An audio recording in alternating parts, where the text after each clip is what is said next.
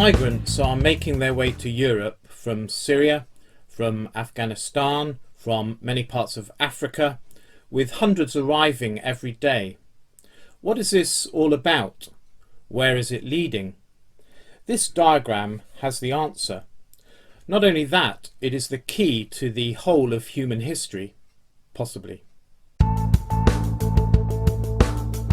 I was visiting a bookshop in Kent the other day, and I came across this, The Children of the Sun, a study of the Egyptian settlement of the Pacific by W.J. Perry. I like anything that emphasises the connectedness of the human race in ancient times. One of the maxims of Dark Age theory is that the further you go back in history, the more connected the world was, and the more freely people moved around it.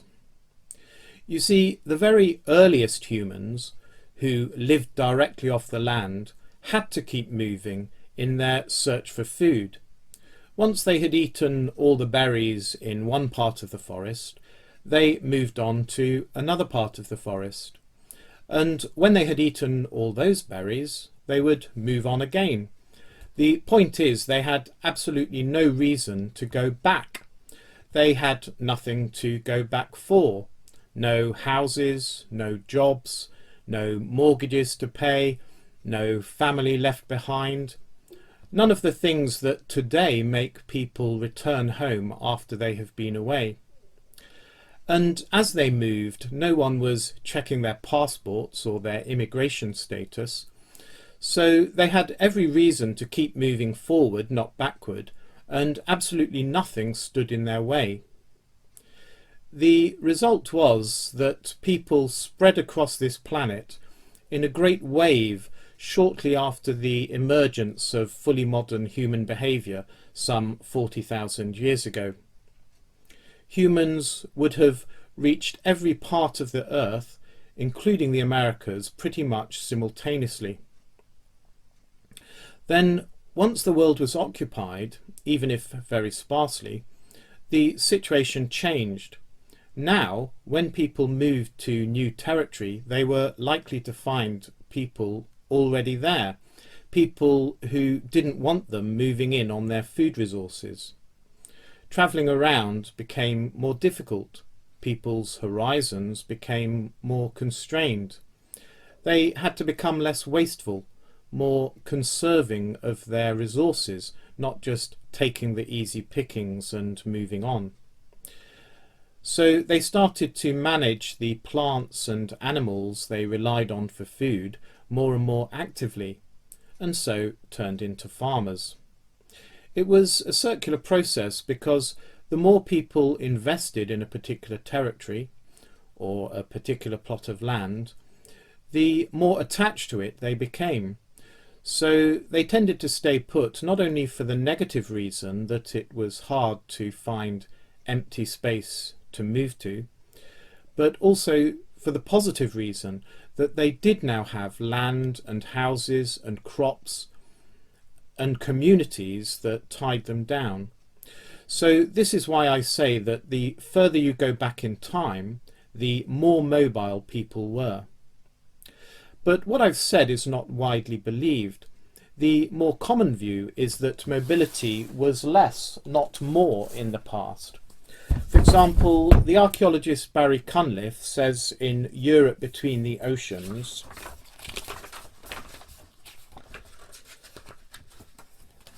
"A real sense of space is a modern phenomenon. Even in the recent past, each community lived in a confined territory, surrounded by an unknown that was both mysterious and dangerous."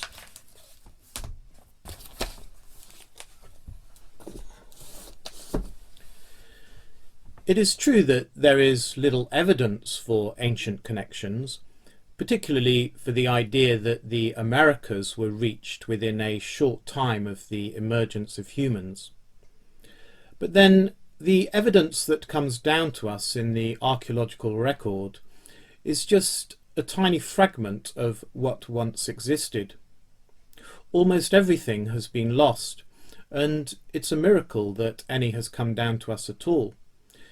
If we base our picture solely on what we have direct evidence for, that picture will necessarily be drastically incomplete. So I prefer a different kind of evidence, which is indirect but far richer, and that is the general pattern of human behaviour that is revealed by social science, including history, archaeology, anthropology, human geography, and so on. This means basing our theory not on the slim evidence of a fragment of pottery or some butchered animal bones, but on the fat evidence of tens of thousands of years of human activity in every corner of the globe. So I believe humans roamed far and wide because that is what humans are like. I recently made a video about the Apollo 11 moon landing, and it brought home to me how spectacular that achievement was.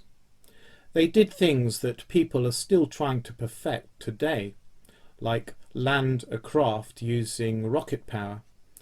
And after they had finished on the moon, the astronauts had to launch themselves back into space. On Earth, they had hundreds of technicians to set everything up, but on the moon, they somehow did it remotely. 50 years have passed, and no other astronauts have been beyond low Earth orbit.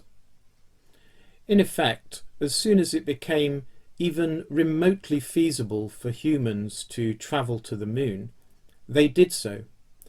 They proved the point, and that is characteristic of human daring and ambition. Afterwards, they fell back to a more cautious and realistic attitude and started the slow, sober process of building a full-blown space capability. A similar thing happened with the pyramids. It was in the very early stages of humanity's experiments with architecture that they built these colossal edifices, but they soon stopped. And though many architectural marvels have been built since, perhaps nothing has ever made quite as grand a statement as these do. They were the tallest buildings in the world until the Eiffel Tower, 4,500 years later.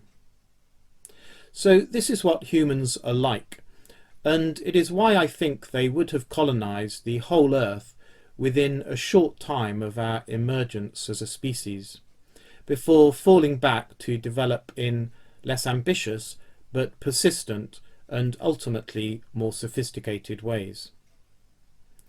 Now, this approach, using generalizations about human behaviour to understand the past, has an Achilles heel. It relies on the assumption that human behaviour has been the same at all times and in all places, and we are usually taught that people in other times and places were actually very different from us. Certainly, when I was a student in history and anthropology, this is what I was told. But the more I read and studied, the less convincing I found it to be. The things that were supposed to persuade me how strange other societies are actually made me see them as more and more familiar. For example, I was told that foraging peoples, hunter-gatherers, have the attitude of share and share alike. When people bring food back to the camp, they don't keep it to themselves, but everyone gets a share. I was told this is very different from us capitalistic Westerners. If we want food, we don't get it by sharing, we have to buy it from the shop. But I thought, you're not comparing like with like. Hunter-gatherers live in small family groups, not in big cities like us. When we're with our families, we behave the same. We don't charge our friends and families for meals. And at some level, even our capitalistic societies recognise the need to share. People who have fallen on hard times are not usually allowed just to starve to death. They get some kind of welfare. Even in the poorest nations, people give to beggars. So it seemed to me that this sharing outlook is not a difference, but is a way in which we are the same as hunter-gatherers. The fact is, we are all one species, and we should assume human behaviour is constant until proven otherwise. Yes, there is great variation between societies, but this should be seen as due to differences in context and circumstance, rather than differences in basic human motivations and capacities. This might be thought a big assumption, but isn't it an equally big assumption that the laws of physics we find applying here on our little planet also apply throughout the rest of the universe? But that is what physicists do assume, and it's not a question of whether it's right or wrong, but of whether it allows us to make sense of what we see and understand it in a simple and consistent way. Physicists remain open to the possibility that it may not be entirely true, but if they didn't take it as a starting point, they could hardly make any progress at all. So this is where I was coming from when I saw this book. It seemed it might provide evidence for the interconnectedness of the world in ancient times. In fact, mainstream thinking is gradually catching up with the idea of ancient mobility, because the more time goes on, the more evidence emerges that travel and communications were greater in the past than previously imagined. In particular, over the last 10 years, American archaeologists have been forced to abandon the traditional belief that humans only arrived in the Americas around 13,500 years ago. This is pretty revolutionary because for a long time people who challenged that dogma were treated as cranks and conspiracy theorists. And I am perfectly willing to believe that the Egyptians, in the spirit of the pyramid builders and the Apollo 11 astronauts, could have made some dramatic journeys into the Pacific, even if later generations failed to follow up on their achievements.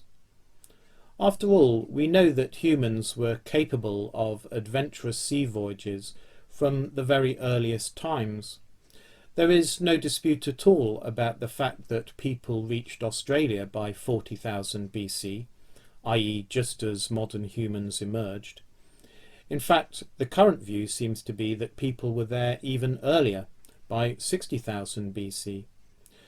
So, in the case of Australia, it's even mainstream thinking that the first humans spread to the furthest parts of the world in a great rush. But it's never been possible to get to Australia over land.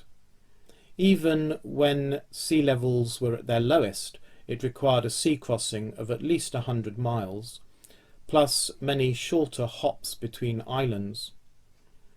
The people who colonised Australia would have had to set out into the unknown, with no idea of whether land lay ahead, and so they must have been confident sailors. If humans could do that way back in the Old Stone Age, there is no reason in principle why ancient Egyptians might not have sailed into the Pacific. If they did so, though, we might ask, why didn't they leave some record of it? They did leave records of voyages to what they called the land of Punt, from which they brought back gold, ivory and other goods. For example, in this relief of the female pharaoh Hatshepsut. The exact location of Punt is uncertain, but it's believed to have referred to the East African coast, modern Eritrea, as well as possibly the Horn of Africa and the southern Arabian Peninsula. The Greek historian Herodotus also tells us of long-distance voyages made by the Egyptians. He speaks of Sesostris, who sailed with a fleet of warships along the coast of the Indian Ocean until he found that shoal water made further progress impossible, perhaps here in the shallows off the coast of Oman. And around 500 BC he speaks of the pharaoh Necho, who sent out a fleet manned by a Phoenician crew with orders to sail round and return to Egypt by way of the Pillars of Hercules, i.e. to circumnavigate Africa, a journey that took them 2.5 years. So the Egyptians were certainly sailing the seas, even if they left nothing to suggest they got anywhere near the Pacific. We could say the fact they left so much information about the voyages they did make implies the lack of information about voyages to the Pacific means they never made such voyages.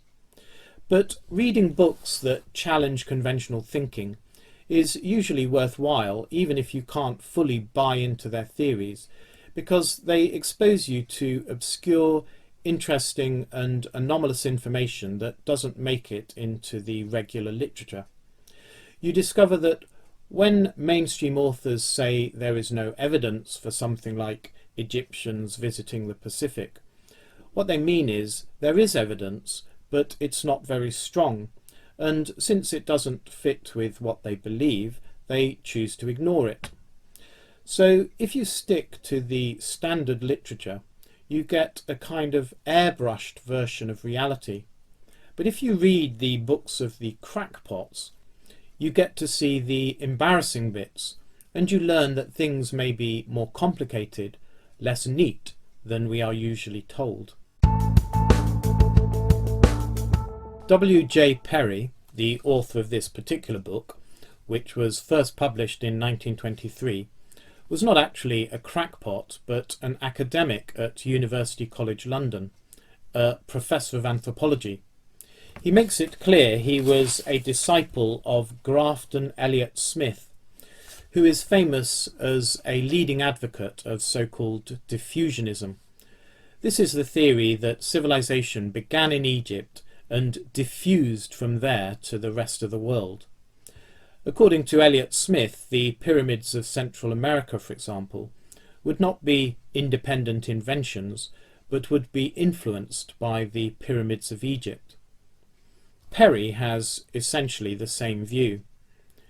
He refers a lot to his previous book on the megalithic culture of Indonesia. Although I haven't actually read that one, I imagine it covers the site of Gunung Padang, which was discovered in 1914.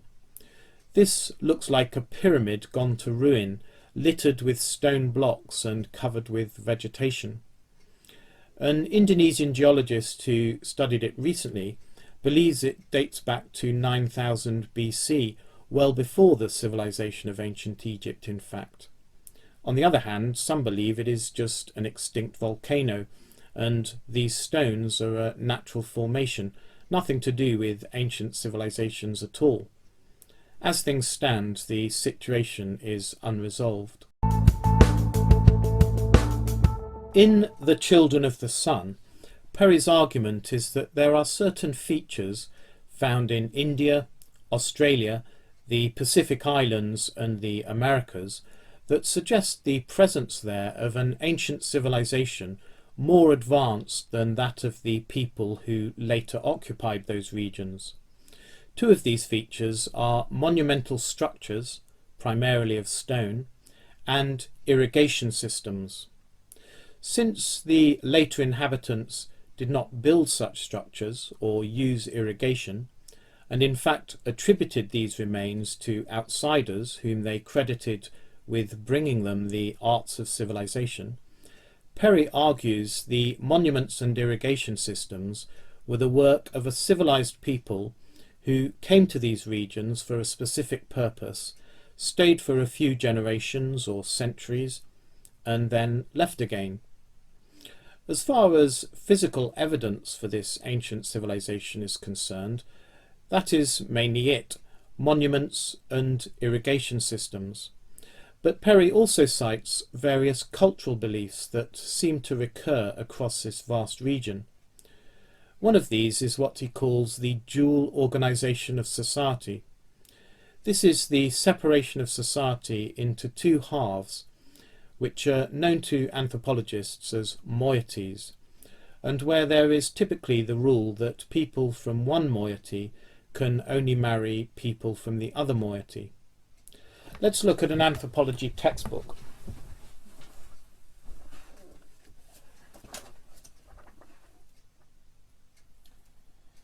It says, many small-scale societies are divided into two moieties.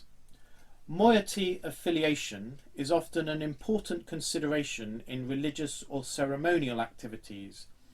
The Mardujara Aborigines have moieties, each performing distinct roles in the ceremonies. In some North American native societies, moieties competed against one another in games of lacrosse. Moieties are frequently associated with dualities in the universe: land and water, night and day, sky and earth, war and peace. So there you have it. Moieties are found in traditional societies in widely separated places like Australia and America. And we're not just talking about the basic division into two, which you might think would be fairly easy to arrive at independently, but a whole set of related ideas which it is more remarkable to find reproduced in places that are not supposed to have been in contact until recent times. For example, Perry draws attention to the recurrent theme of a ball game in which the two moieties take opposing sides. We've just seen how some American Indian moieties played lacrosse, and in Australia we read about Marn Grook, from the Gunditj Mara language for game ball, where the two teams were sometimes based on the traditional totemic moieties. Okay, we could say that's a coincidence, and we could say the marriage rules are a coincidence, and the ideas about sky and earth are a coincidence, and so on.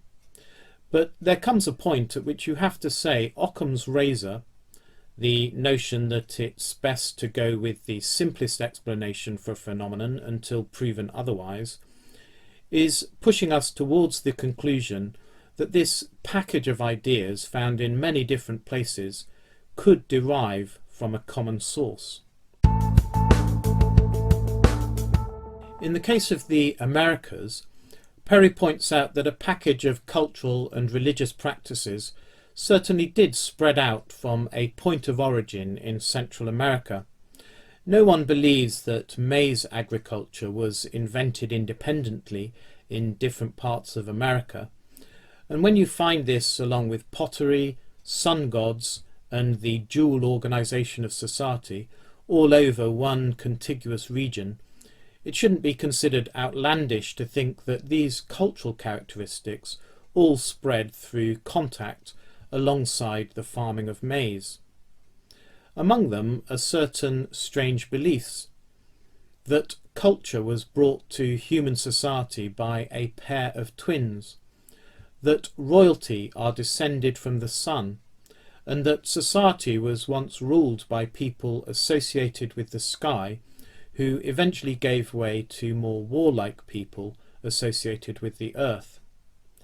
Perry then attempts to show that these beliefs, which characterize a particular region of America, are also found throughout the Pacific, in Indonesia, in India, and in Australia.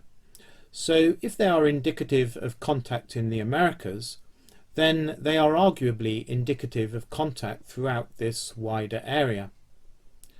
So Perry scours the myths of many widely separated people to show that we frequently encounter legends about twins who were born to a sky mother and came down to earth to bring the arts of civilization to the particular tribe, culture, or society.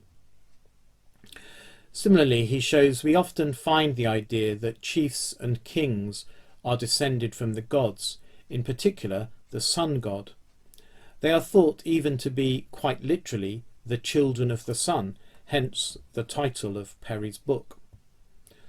Sometimes the kings are said to have come from the sky, which for ancient astronaut theorists might mean they descended in UFOs, but for Perry means they come from the sun god.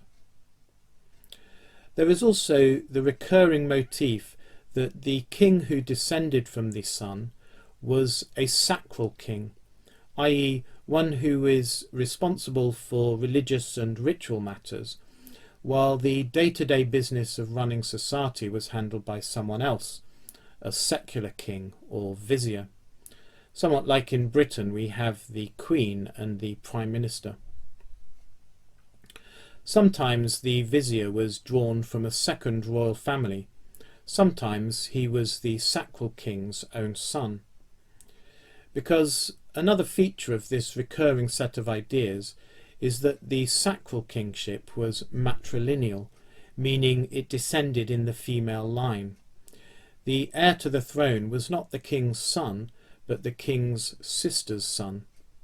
This left the king's own son to fulfil the less prestigious role of vizier. Meanwhile, the sacral and secular kings were associated with the sky and the earth respectively, and the legend continued that the Sky King was eventually pushed aside by the Earth King, who was more warlike. With the rise of these warlike Earth Kings, the succession changed from being matrilineal to patrilineal, i.e. it now passed down from father to son. And in religion there was a shift from thinking that the dead went up into the sky, to heaven, to the belief that they went down into an underworld. So Perry draws attention to quite an elaborate set of ideas, and it's certainly thought-provoking if they can be traced from America across the Pacific to Australia, to India, and, this is his ultimate point, back to ancient Egypt. But this is where the book gets rather tedious and disappointing. Page after page, chapter after chapter is given to recounting the legends of obscure tribes in India, Borneo, Java, and so on. And the trouble is that Perry's criteria for identifying this children of the sun complex in a particular society seem rather elastic, and you wonder if he was cherry-picking the evidence into the bargain. To give you a flavour of it, here he is trying to establish the dual organisation of society in India. He writes, "In the Mahabharata, it says there were in former days two brothers named Sunda and Upasunda living together. They ruled the same kingdom, lived in the same house, slept on the same bed, sat on the same seat, and ate off the same dish," and so on and so on. Other twins occur in this family. Hiranyakasipu has a brother Hiranyaksha who seems to be his twin. In another case, Vinata, a sister of Diti, has by Kasyapa the son twins called Garuda and Arjuna.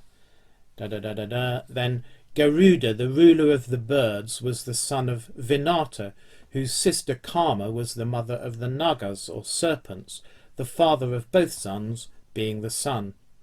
Garuda was associated with the sky and the other with the underworld. Blah blah blah. The Mahabharata contains many examples of pairs of brothers, and then he lists about a dozen, Dusaha and Dushala, Vinda and Anuvinda, etc. Okay, so we seem to have a theme of twin brothers, and in some cases there is the earth-sky opposition and so on. But how significant is all this? So the stories involve brothers, so what? People have brothers, that's fairly normal. They're not necessarily all twins, that's often just Perry's guess. And if these myths derive from one source, why in different places do the brothers all have different names? Similarly, when Perry gets on to the Pacific, we hear, for example, in the Tahitian legend of Honura, mention is made of districts called Teraitopi and Teraitopa, names suggesting that districts went in pairs. It is said that the progenitors of men were Ti of the land and Ti of the sea. And formerly the people of the Eastern Pacific met at Raiatea for ceremonies. The founders were Urututefa and Orotutefa, the brothers of Oro, the great war god of Tahiti. Well, yes, again we have pairs of brothers or pairs of districts, but isn't dividing things into pairs a fairly natural thing to do? Why should we believe there is any connection to the stories from India, given that the names don't resemble each other in any way? Now, these are just a few examples. Most of Perry's book is devoted to this kind of thing. Perhaps he thought that piling on the evidence with story after story of brothers or sky gods coming down to give culture to humanity would make a more convincing case.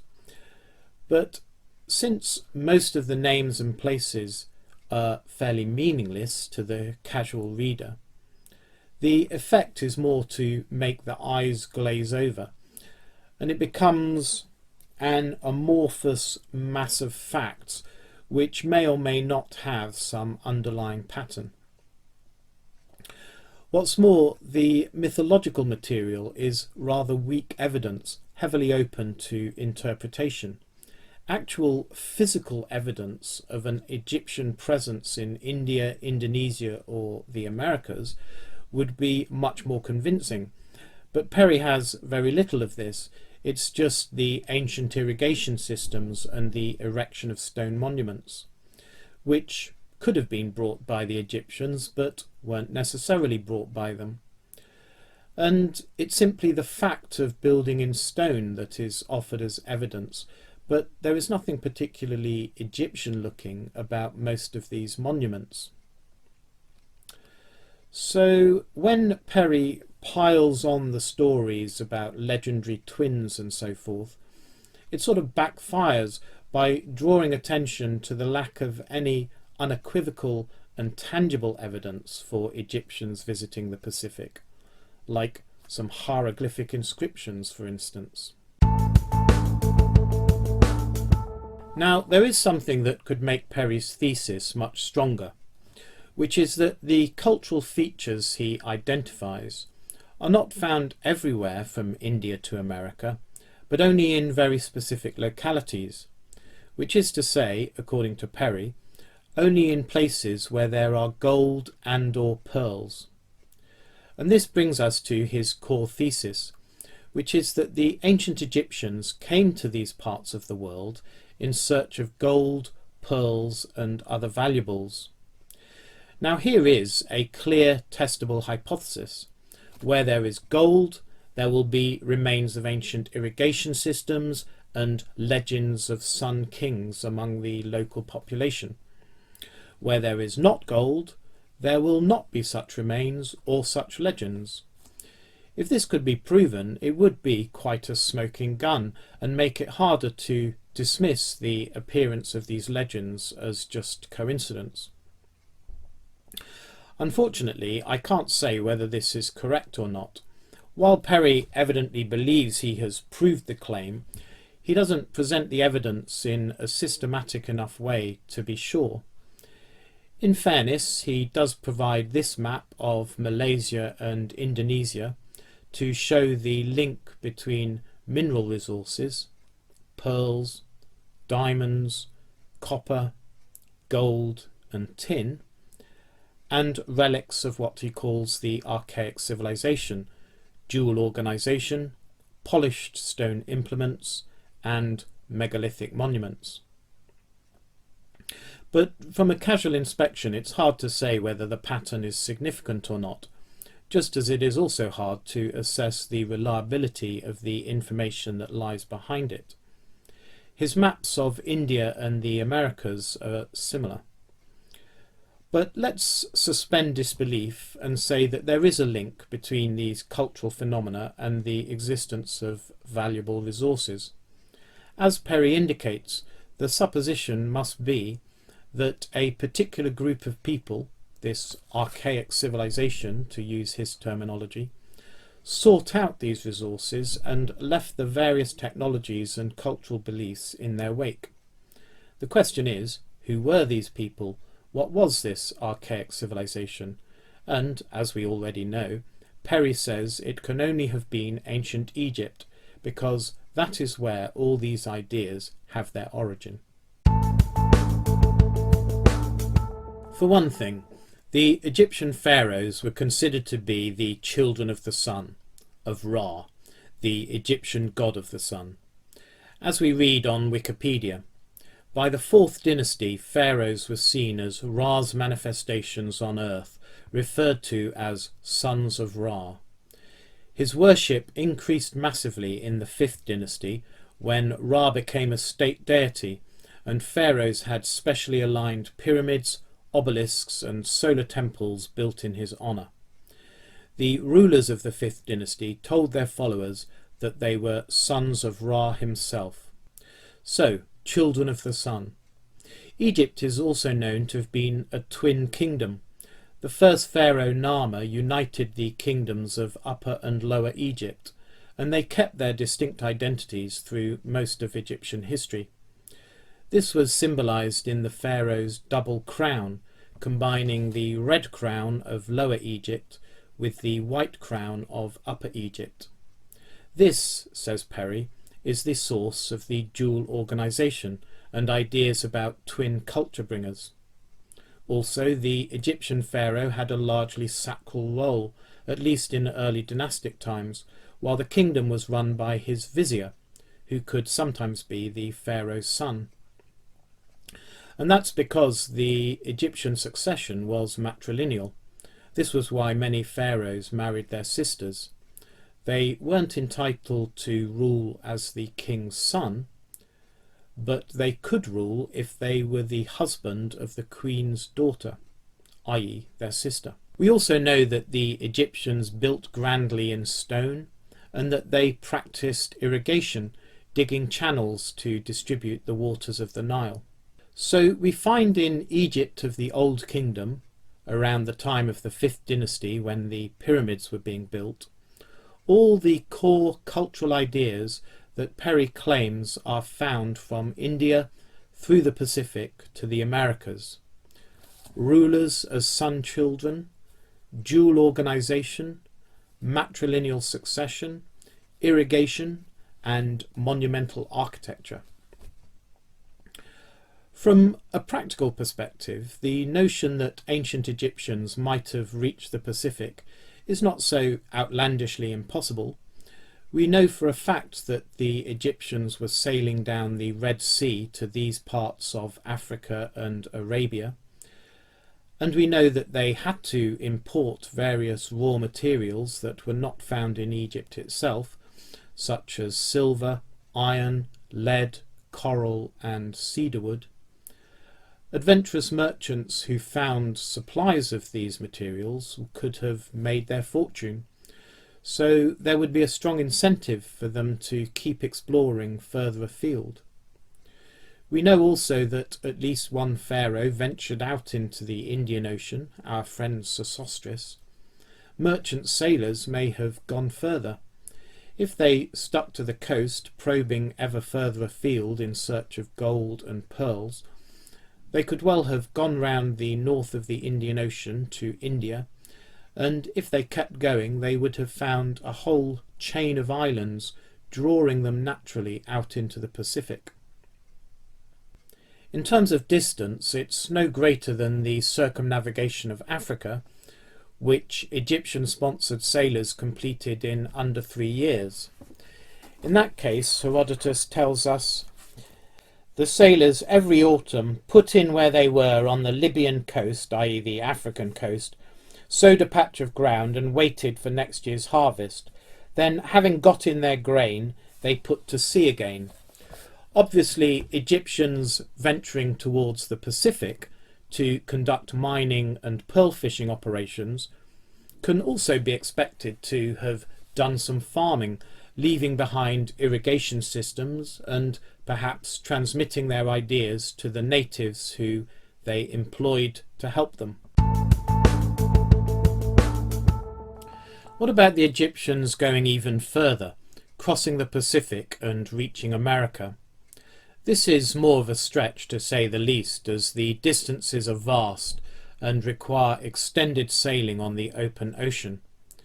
On the other hand, we know the Polynesians sailed across this ocean in the last few thousand years, and their boating technology was not necessarily more advanced than what would have been available to the ancient Egyptians. Mainstream scholars deny that the Polynesians ever got as far as the Americas. Yes, there have always been people who argue there was contact, not only the likes of Perry and Elliot Smith, but say the Norwegian archaeologist Thor Heyerdahl, whose Kon-Tiki expedition was designed to prove that communication between America and Polynesia would have been possible in ancient boats. His magnum opus is American Indians in the Pacific. Yet these are regarded as outsiders and fringe thinkers, romantic dreamers, whose theories are contradicted by hard evidence.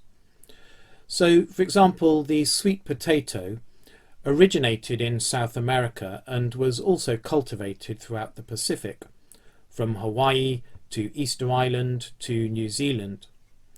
The Polynesians and South Americans even called the plant by a similar name, Komala or Komara. You might think that that shows there must have been contact.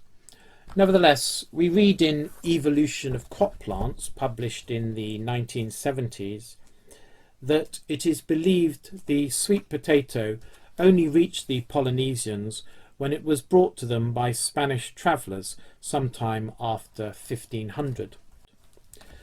More recent research seems to show that the sweet potato was indeed in the Pacific at least a few hundred years before the European discovery of America, even if some strains were later brought by the Spanish and Portuguese.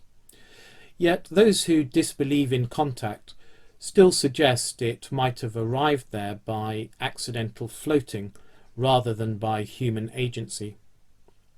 Similarly, Thor Heyerdahl believed that there was contact between Easter Island and South America, and he had plenty of arguments why this must have been the case, including the practical demonstration of his own sea voyage.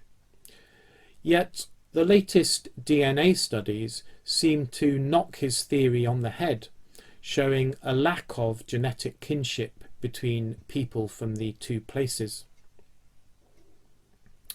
So the mainstream position remains that there was no significant contact between the Pacific and the Americas, with the sweet potato being an isolated and debatable case best ignored.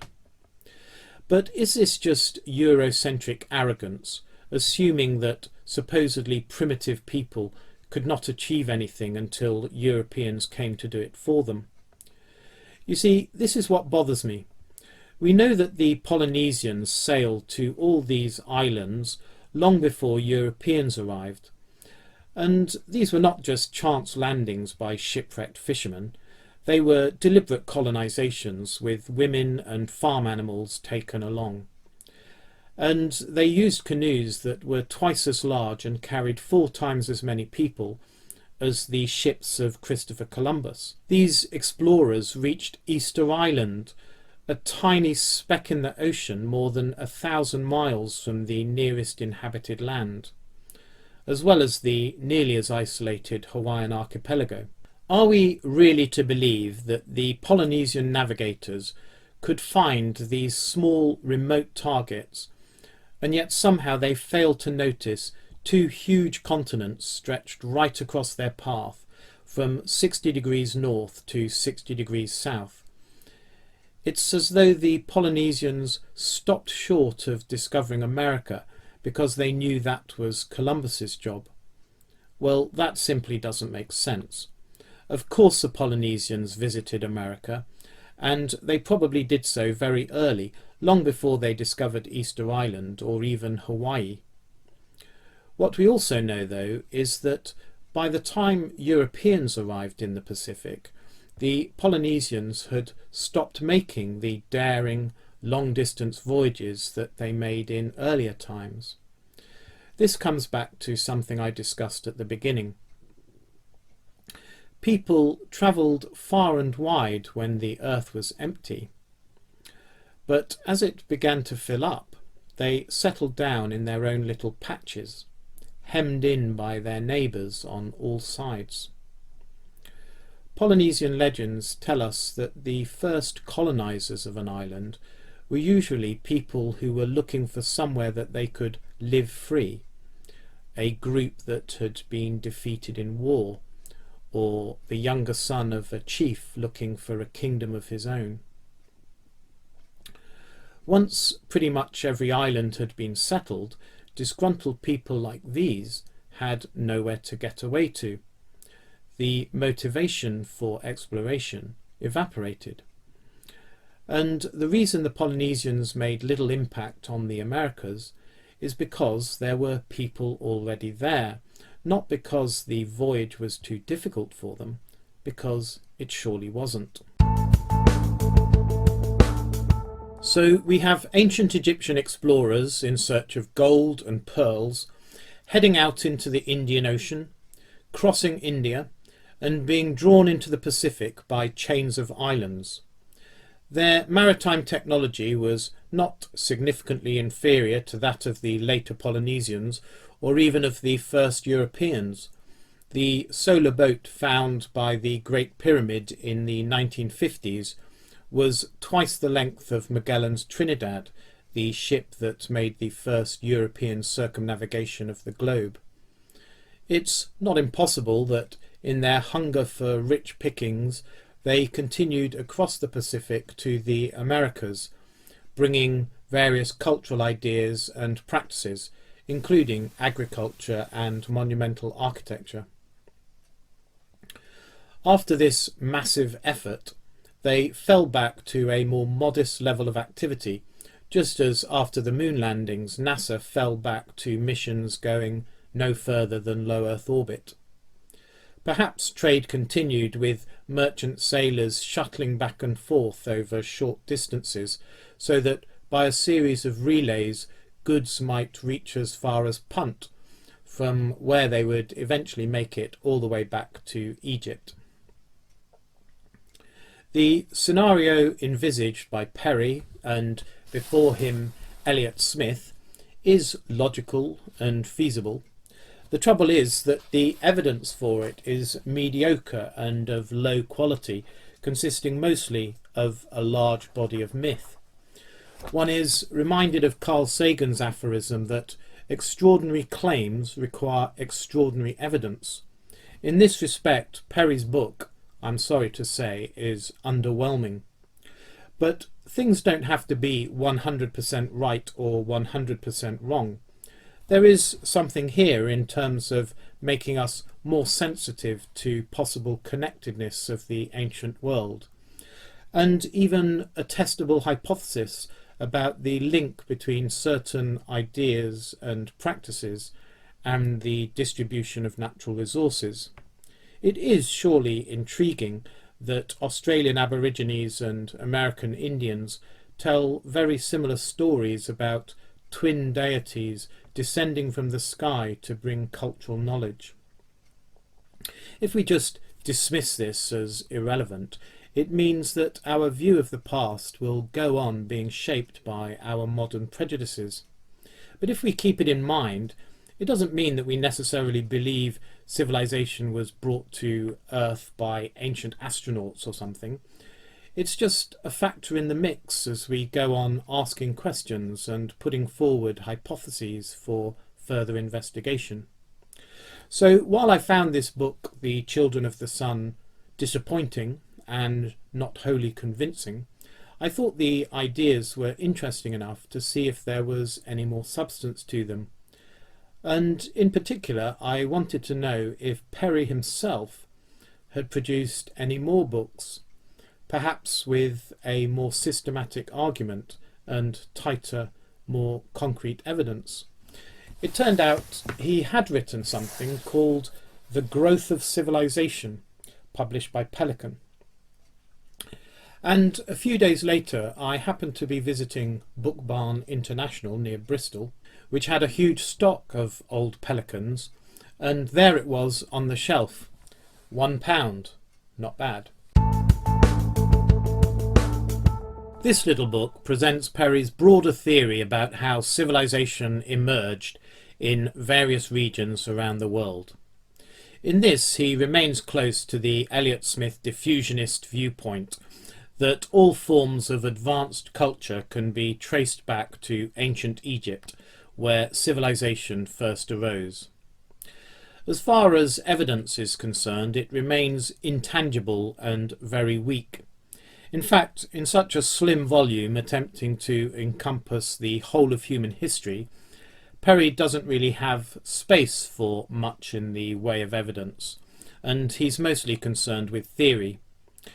In one case where he did put forward a potentially concrete piece of evidence, it didn't check out when I attempted to confirm it.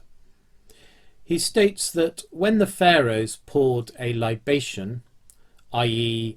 ritually poured out a drink as an offering to a god, they did it using a jar with two spouts. This was so that they could perform the libation on behalf of Upper Egypt and Lower Egypt simultaneously. And he says that such double-spouted libation jars are also found in pre-Columbian America. Now, that would be quite a remarkable thing, supporting the idea that things arose in Egypt for a particular reason and then spread to the rest of the world by a process of copying.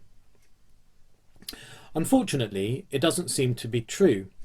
While there are plenty of examples of double-spouted libation jars from pre-Columbian America, this Google search turns up a lot, I've been unable to find a single instance of one from ancient Egypt. The closest we get is illustrations of libations with two streams of liquid, but this could just be a way of suggesting the flow, as there are other illustrations with one stream and with three.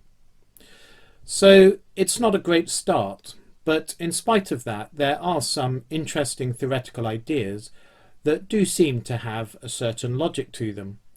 The main ones are that there is a global pattern of human behaviour, suggesting it should be seen as a whole, that invention is difficult and rare, while the normal state of affairs is for culture to go backwards, a kind of social entropy. That people have agency. They're not just at the mercy of climate or geography, but make their own destiny. And so their behaviour in the past needs to be understood in terms of their human objectives and motivations. And lastly, what he calls the theory of dynastic continuity, that all ruling families are ultimately related. These ideas are all germane to his overarching model. Beginning with the first point, he says that if we look at the pattern of ancient human society, we notice that there was a central axis of advanced civilizations stretching from the Mediterranean to China, with Egypt at its core, in which farmers supported a state superstructure of rulers, administrators, religious functionaries, merchants and artisans. Surrounding this were societies in which farmers produced enough to feed their families and otherwise lived simply based on what they could do and manufacture for themselves. Finally, on the margins were the foraging groups, the hunter-gatherers living directly off the land. We could refer to these as societies of the city, of the village, and of the wandering band. The point is that there seems to be a pattern here on the world scale. The distribution is not random. There is a gradation, and it suggests the world should be seen as a single system, with the adoption of agriculture as a single connected phenomenon, at its most advanced in the centre and then falling away from there.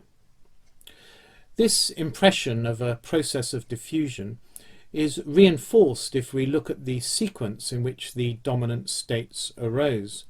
Earliest in Egypt, sometime before 3100 BC, then in Mesopotamia, modern Iraq, around 3000 BC, then in India around 2300 BC, then China around 1800 BC, and then in Central America around 1100 BC. It looks as though there was a process of spread eastward from Egypt, and in general human behaviour exhibits a spatial and temporal coherence on the world scale. Great. But mainstream thinking presents at least two challenges to this way of seeing things. Firstly, it is believed that agriculture arose independently in a number of different centres: in the Middle East, in West Africa, in China, in Southeast Asia, and in the Americas. We certainly see different types of crop in these places: cereals in the Middle East, millet in West Africa, rice in China, root crops in Southeast Asia, and maize in the Americas. The second problem is that Sumer, the civilization of southern Iraq, is believed to have come before that of Egypt. This is perhaps not a showstopper for the diffusion hypothesis. We could shift the centre to Iraq and assume it spread in both directions.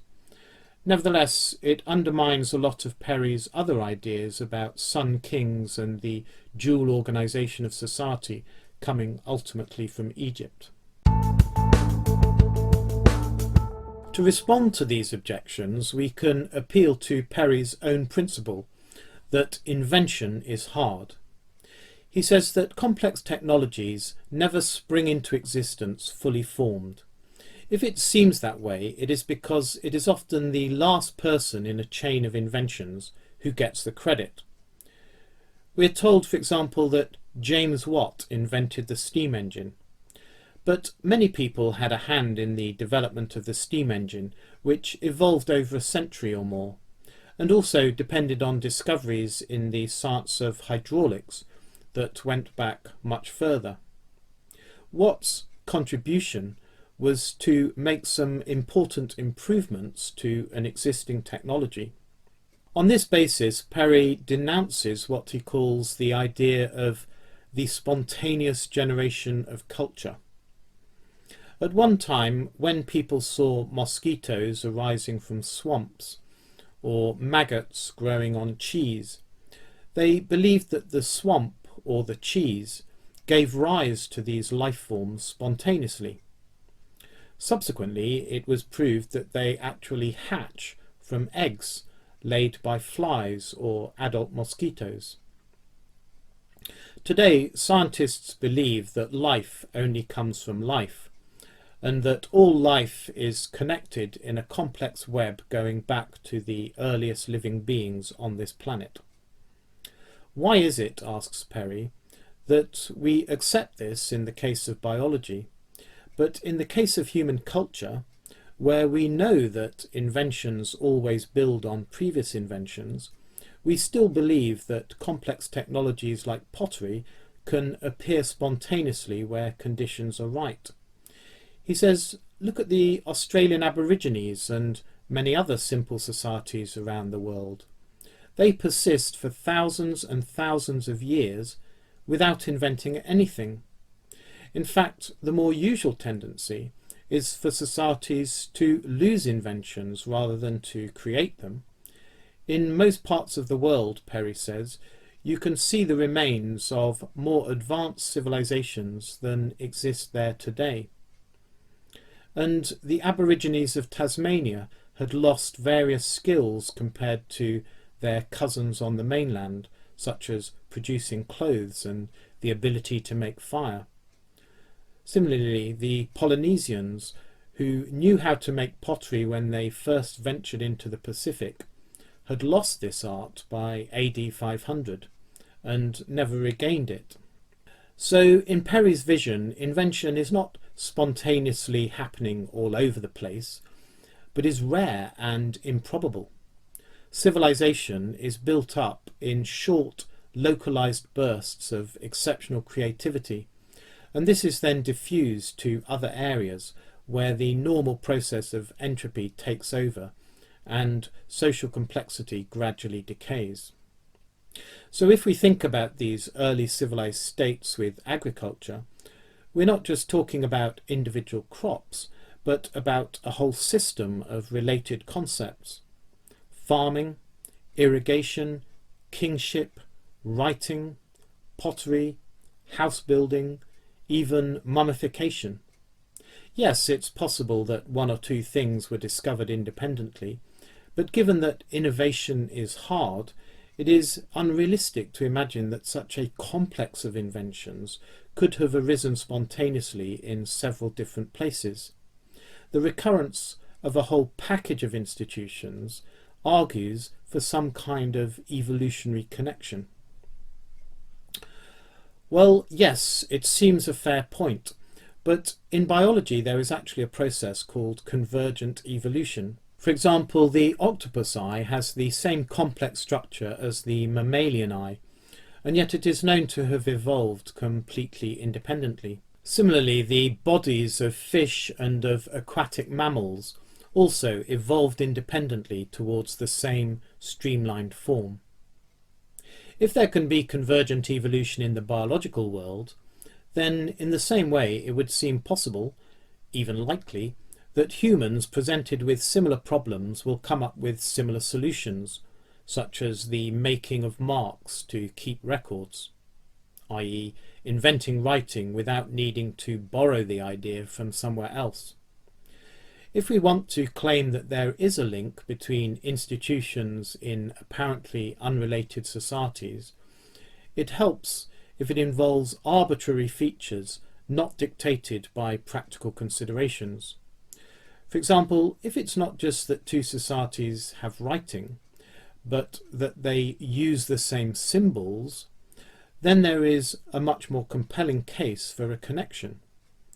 And the problem for establishing links between ancient Egypt and America is that this is precisely where the evidence is lacking. As we have seen, claims about double-spouted libation jars, which would be an arbitrary feature, don't check out. On the other hand, there are some examples of stylistic resemblances over great distances in ancient times. Perry draws attention to the distribution of mother goddess figures, which are found in the Middle East and throughout Europe, and which date from the time when farming was spreading through this region. The association of farming with the more arbitrary practice of creating these figurines suggests that there was a unified culture spread over this area, not a disparate collection of isolated independent communities. Similarly, Perry notes that in the Bronze Age, the beehive tomb, which is characteristic of Mycenaean Greece, was also found in the Orkney Islands at Maes Howe. A solar cult seems to have spread through Europe at this time, typified by this sun chariot found in Denmark. For Perry, this naturally suggests a link back to Egypt and the sun-worshipping pharaohs.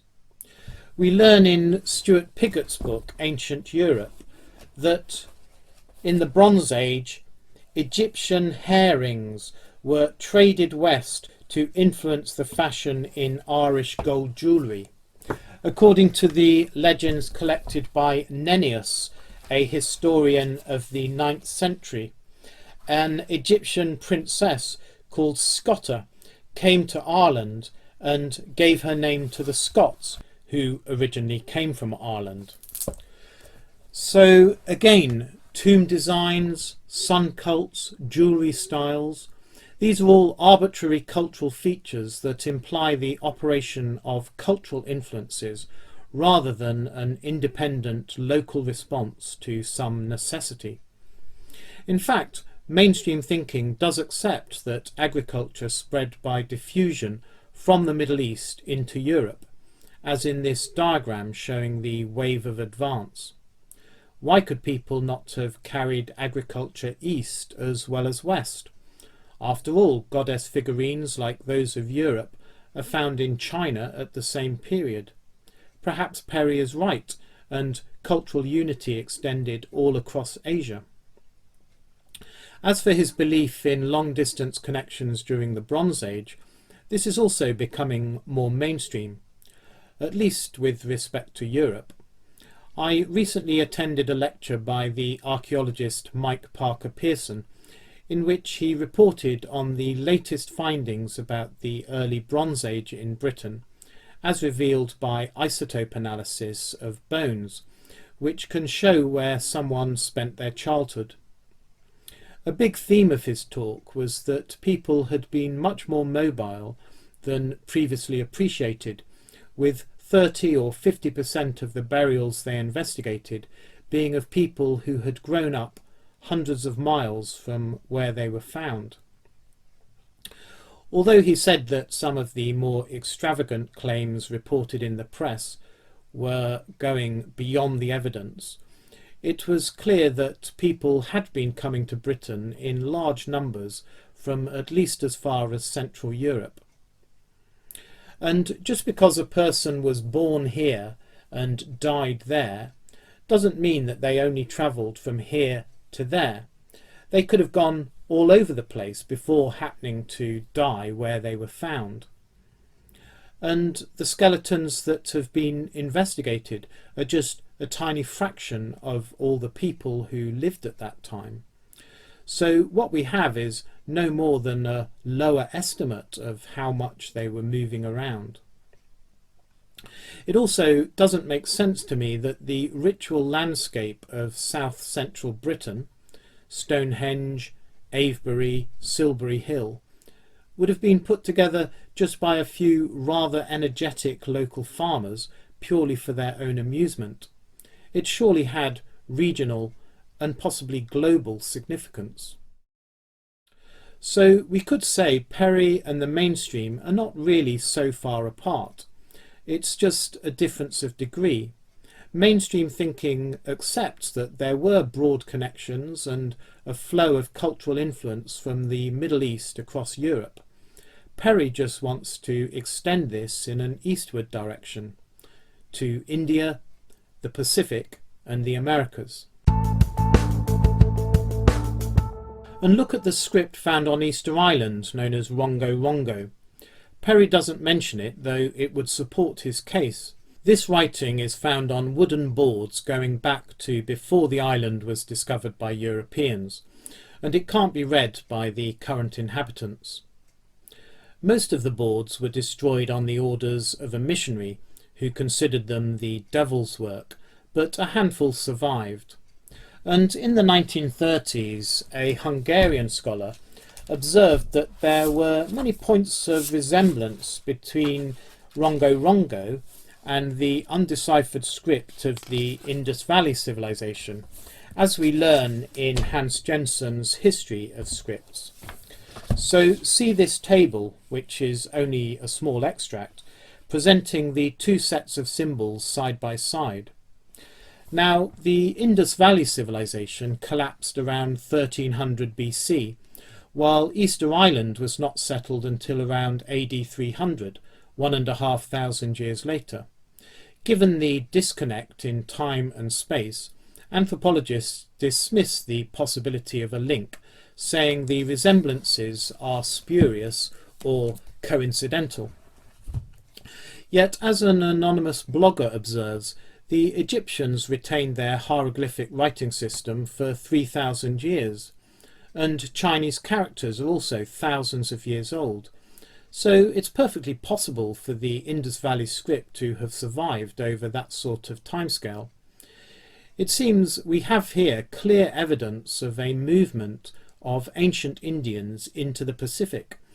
And let us remember that if they could find Easter Island, this tiny speck in the ocean, then they must have explored it very thoroughly indeed, and would have found the Americas long beforehand.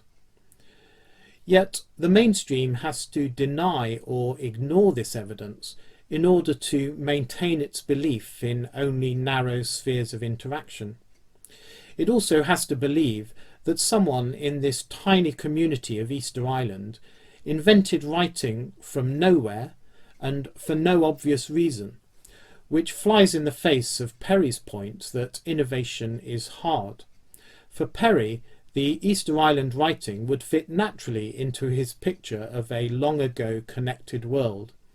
And as time goes on, and once ignored evidence gets rehabilitated, I would think this picture of the world will become increasingly credible. Perry uses the principle of the difficulty of innovation to argue in another way for the diffusion of most inventions from one source. And his argument here supports the idea that Egyptian civilization did indeed come before that of Mesopotamia. What he says is that in Egypt it's possible to trace the sequence of events by which various inventions came about, whereas elsewhere the same inventions seem to appear out of the blue.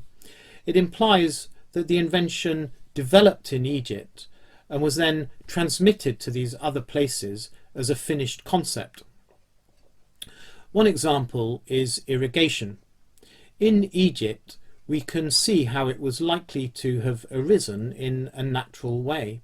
The River Nile floods quite smoothly and quite regularly, and the floodwaters come at the right time of year when crops are growing, and they extend to a definite boundary. In the Nile Valley, you can practically stand with one foot in farmland and the other in desert. It would have been an obvious thing for Egyptian farmers to do, to dig channels to extend the reach of the floodwaters. Over time, they could have come to coordinate their activities, and then some political authority could take charge, and they would have arrived at a full-blown irrigation system by a series of small improvements. In Mesopotamia, on the other hand, the rivers flood quite violently and less predictably, and they do so at the wrong time of year. A useful irrigation system could not have evolved piecemeal, but would have had to be quite complex from the start. Some genius would have had to conceive of the whole thing in one great leap of imagination. This seems unlikely. It makes more sense that the system, after being invented in Egypt, was imported as a package to Mesopotamia. The same is true, according to Perry, of inventions like woodworking, monumental architecture, and the institution of kingship. In Egypt, we see these things arise by a series of logical steps, whereas elsewhere they seem to spring from nowhere, surely evidence that they developed in Egypt and then spread to the other places. I've not been able to evaluate Perry's argument in these respects. That would be a lot of work. And even if it is shown that evolutionary steps appear in Egypt and not elsewhere, this could be due to vagaries of the archaeological record. Egypt was particularly good at preserving material because of its dry climate. So we'll have to take what Perry says on trust for now, but it at least provides another testable hypothesis. The next ingredient of Perry's worldview is that human beings are intelligent and determined creatures, and whatever they do for a purpose. He is against the idea that people move this way or that way because of climate and climate stress, or that their social development was affected by climate or by geographical constraints in general. This is an area where I completely support him. Today we are exposed to forecasts of the collapse of global civilization because of global warming, or theories that explain the fall of the Roman Empire in terms of some decisive factor like plague, comet impacts, climate change, and the like. These forecasts and theories typically come from natural scientists who seem to regard human society as like a mass of helpless atoms buffeted around by external factors. But social scientists know that humans are not passive victims at the mercy of natural forces, but have minds of their own, And this is the central problem of social theory, which makes history and society much harder to understand than natural or physical systems. We're talking about the people who built the pyramids when all they had was Stone Age tools, about the people who made these highly accomplished paintings way back in the Ice Age, and not near the surface, but deep inside caves far from any natural light. These people have agency. They create their own environment. As Perry says, when humans set their heart on something, they do their utmost to achieve it. What follows from this is that when we investigate how people moved around this world in the past, we need to consider their motivations, not assume they were wandering mindlessly or were forced down particular avenues by some meteorological or geographical cause. If you find people in particular localities at particular historical periods, it is because they chose to live there, because that was where they found whatever it was they were looking for. It is not random. So if we find people on Easter Island, we should not assume they just kind of drifted here aimlessly. No, they came here for a reason. They were up to something very important given the sheer difficulty of getting here. And given that, it ought to be less surprising if we find people travelling long distances and leaving behind scripts or other clues connecting them to the civilisations that sent them out. In support of this argument, Perry shows that people settled where there were natural resources. He presents this map of where Stone Age implements are found in England to demonstrate that the inhabited areas were the ones with abundant flint, i.e. the raw material they needed for their tools. Egypt is also abundant in flint, says Perry, perhaps explaining why people gathered there in the Stone Age.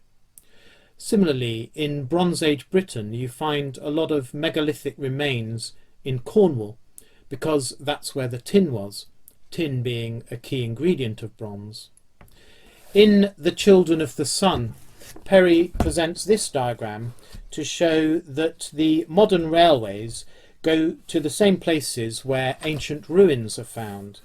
He says this is because both the ancient settlements and the modern railways were shaped by the same thing, the location of mineral resources. Perry also applies this principle to the movements of nomadic peoples like the Goths, the Huns, the Mongols, who came out of the steppes and semi-deserts and descended on states and empires to conquer and rule them.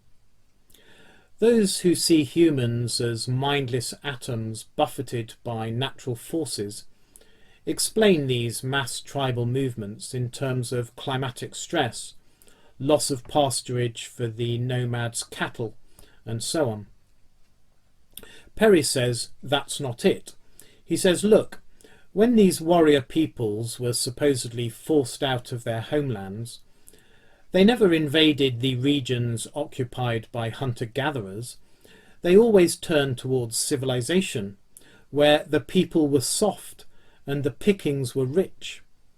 This shows what was really behind their actions.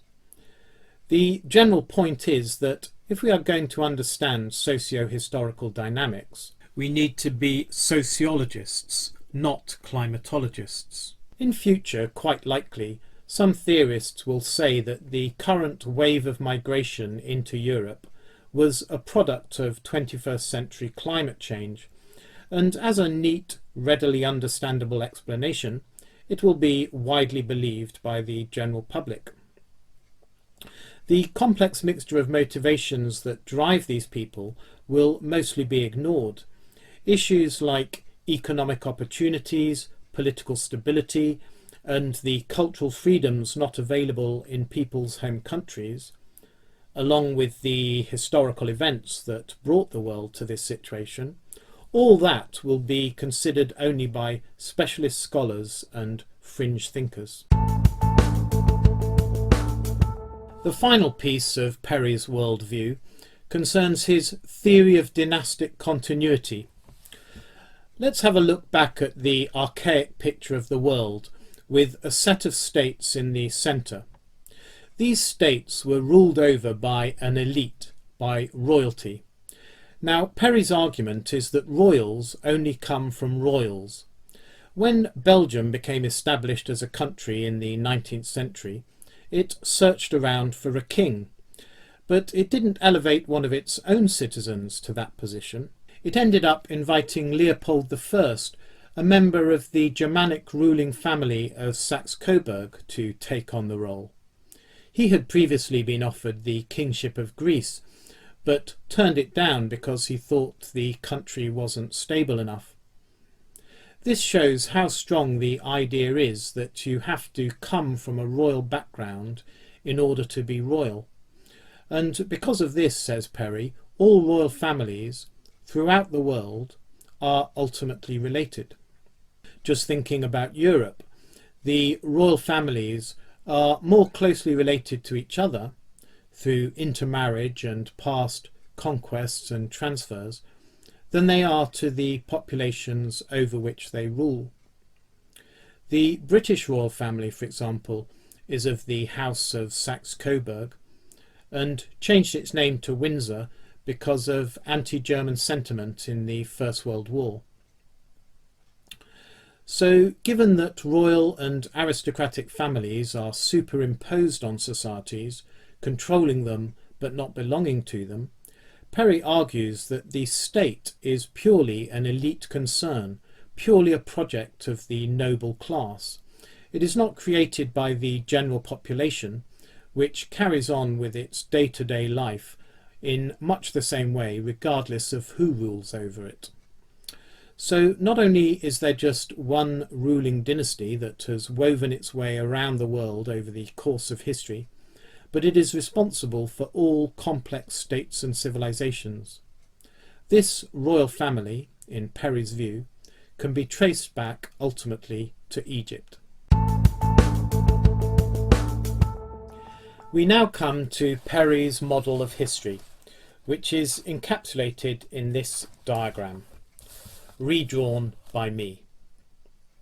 We have the core, where the state and civilization are found, in Europe and Southwest Asia, in East Asia, and in Mesoamerica, Central America. States from the core expand into the surrounding region, where people practice agriculture but lack advanced civilization. Offshoots of the royal family accompany this expansion and establish new dynasties in the lands that they civilize. Eventually, decadence sets in. The core civilization becomes soft and weak. The periphery reverts to barbarism, and warlords arise here. Perry shows a number of points of origin of military aristocracies: the Teutons, the Aryans, the Turks, the Bantu, others in the Pacific and in the Americas. Strangely, he misses out the Aztecs, who might fit his model. They claim to come from hunter-gatherers in the area of modern California or Oregon, and established their rule in the Valley of Mexico by conquest. At any rate, these warlords from the periphery conquer the original civilization, reinvigorate it, and cause it to expand once more, so the cycle repeats. There are quite a few problems with this thesis. In fact, I've tidied it up a bit, as Perry's own explanation is somewhat confused and inconsistent. For example, he seems to be unsure whether the warlords are simply destructive parasites or the source of a new creative impulse. At one point, he asserts categorically that the warrior people never invent anything. Elsewhere, he observes that they were responsible for introducing civilized people to the horse and the chariot, which they later used in their conquests. The model could also be criticised on many points of detail. It's apparently inspired by the history of China, which was repeatedly invaded by northern barbarians who set up new dynasties. it doesn't fit so well in the West, where the focus of civilization has shifted wholesale from Egypt, first to the northern Mediterranean coast, then to northwestern Europe, and then across the Atlantic to North America. And while European colonial empires expanded into the periphery, they don't seem to have left behind royal dynasties in the places like Zimbabwe and Nigeria, from which they have now retreated. Nor do all Europe's internal conflicts over the centuries seem to fit his model of wars of outward conquest followed by wars of inward conquest, unless it is with some stretch of the imagination. Okay, we could pick holes in this model till there was nothing left of it, but that's not very productive when we have nothing to put in its place. Yes, history is not going to exhibit the simple pattern and rhythm described here, but that doesn't mean the idea is wrong. The model may operate on different levels simultaneously and over different timescales.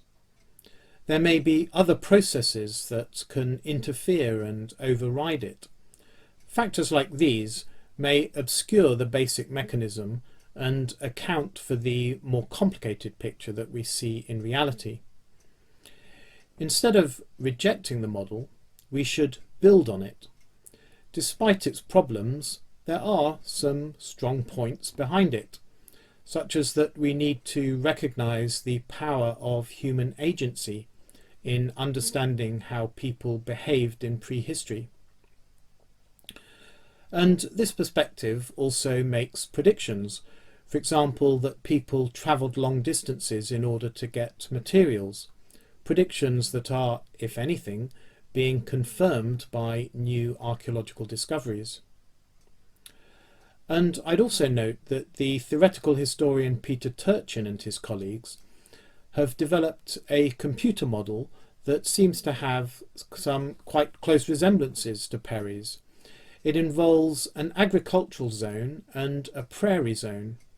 Polities within the agricultural zone can conquer their neighbours and build empires, while military innovations, which help these polities in their expansion, arise at the interface between farmland and prairie. Turchin and his colleagues say that this model explains 65% of the observed distribution of empires in space and time. So Perry's ideas seem to get a thumbs up from this computer simulation. Now let's ask how well the model fits the current world historical situation. Well, it seems fair to say that European civilization did invade the peripheral regions before collapsing back on itself. However, this happened in different ways. In places like India, the Middle East, and certainly China, the West was invading advanced states much like itself. In these cases, when the West withdrew, the traditional civilizations of these places recovered their authority. In the Americas, especially North America, and in Australia, the West encountered food-gathering peoples. Here it has left behind European-derived civilizations, largely dominated by a European-derived elite. In Africa, there was an intermediate situation. Here, Europeans encountered less advanced societies, what Perry calls food-producing peoples, and introduced them to the institutions of a complex state. In fact, some parts of this continent had had at least simple states, and when Europeans withdrew from Africa, power returned to the original inhabitants, even in places where a European elite held on for a while, such as in Kenya, Zimbabwe and South Africa. This may also apply to parts of Central and South America, where civilizations existed before Europeans arrived. So while the European expansion fits Perry's model in some ways, there is little sign of his theory of dynastic continuity, which states that the invading civilization leaves behind royal dynasties. It may make more sense if we interpret it as a theory about the elite class rather than about a particular family, insofar as, say, American political institutions are based on European ones, though I'm not sure that says very much. On the other hand, it seems to be true that Europeans invaded the periphery in search of mineral resources, as Perry predicts. It's well known that the Spanish were in South America for silver and gold. Cecil Rhodes, the face of British imperialism in southern Africa, was after diamonds. That wasn't the Europeans' only motive. They also sought trade opportunities and land to farm. Nevertheless, access to minerals, including oil, remains a critical factor in the West's relationship with its periphery to this day. As for the reversion and decay that, according to Perry, follows the civilization's withdrawal from the periphery, that seems to be the case as far as Africa is concerned. In Somalia, the state disappeared altogether, while elsewhere in Africa the record of conflict, corruption and chronic poverty is well known. It's true that Western institutions may have played a large part in creating these conditions, for example using guerrillas to fight proxy wars, imposing unfair trade agreements and ruining economies through debt and aid. But it doesn't matter who is responsible. The model only says that there is political, economic and social decay. In the West too, it can be argued that the core civilization is in a period of decline, as the model dictates, with a relative loss of power and prestige. The next phase, according to Perry's model, is for a newly confident and empowered periphery to reinvade the central civilization, as seems to be happening. Of course, for Perry, the people of the periphery come in the form of warrior hordes who end up conquering and ruling over the central civilization. Yet those who are coming to the West today appear mostly as refugees and economic migrants looking for work and assistance. We should remember, though, that the Germanic peoples who emerged as the new ruling class in the former provinces of the Western Roman Empire, people like the Franks, Vandals and Burgundians, these were coming into the empire as workers and traders for 2 or 3 centuries before they overthrew it militarily. So people from the lands once invaded by Europe may come as economic migrants today, but that is not to say they won't come as conquerors in future. If Perry's model does indeed capture an ancient historical dynamic that has continued into recent centuries with the advance and retreat of Western civilization across the globe, then such an outcome, conquest of the core by the periphery, is precisely what we should expect to happen.